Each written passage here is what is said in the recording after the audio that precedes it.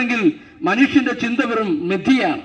കാരണം പ്രിയമുള്ളവരെ, ഞങ്ങൾക്ക് ഈ സന്ദേശത്തിലൂടെ നിങ്ങളോട് വിളിച്ചു പറയാനുള്ള ഒരു കാര്യം, മരണത്തിനപ്പുറത്ത് ഒരു മരണാനന്തര ജീവിതമുണ്ട് എന്നുള്ളതാണ്. എന്താ തെളിവെന്ന് ചോദിച്ചാൽ, മാനവകുലത്തിനു വേണ്ടി ഇന്നേക്ക് 2024 വർഷങ്ങൾക്കപ്പുറത്ത് ബേത്ലഹേം എന്ന കൊച്ചു ഗ്രാമത്തിൽ മാനവ ചരിത്രത്തിനെ തിരുത്തിക്കുറിച്ചുകൊണ്ട് മനുഷ്യന്റെ പാപപരിഹാരത്തിനായി ഒരു വീണ്ടെടുപ്പുകാരൻ പിറവിയെടുക്കുവാനിടയായി. അവന്റെ പേരാണ് യേശു എന്ന് പറയുന്നത്. യേശു എന്ന് പറഞ്ഞാൽ രക്ഷകൻ എന്നാണ് അർത്ഥം. എന്ന് പറഞ്ഞാൽ പാപത്തിൽ വീണുപോയ മനുഷ്യവർഗത്തെ വീണ്ടെടുക്കുന്ന വീണ്ടെടുപ്പുകാരൻ എന്ന രക്ഷകൻ. ആ രക്ഷകൻ ഒരു ക്രിസ്ത്യാനിയുടെ ദൈവമല്ല, മറിച്ച് തിരുവെഴുത്ത് ഇങ്ങനെ പറയുന്നു, അവനെ കൈക്കൊണ്ട് അവന്റെ നാമത്തിൽ വിശ്വസിക്കുന്ന ഏവർക്കും അവൻ ദൈവമക്കളാകുവാൻ അധികാരം കൊടുത്തു.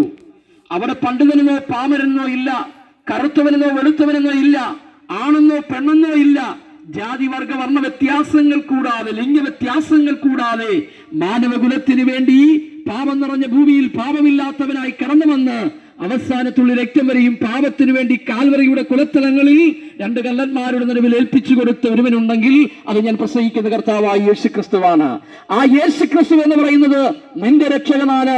നിന്റെ പാപത്തിന്റെ പരിഹാരത്തിന് വേണ്ടിയാണ് യേശു ക്രൂശിൽ യാഗമായത്.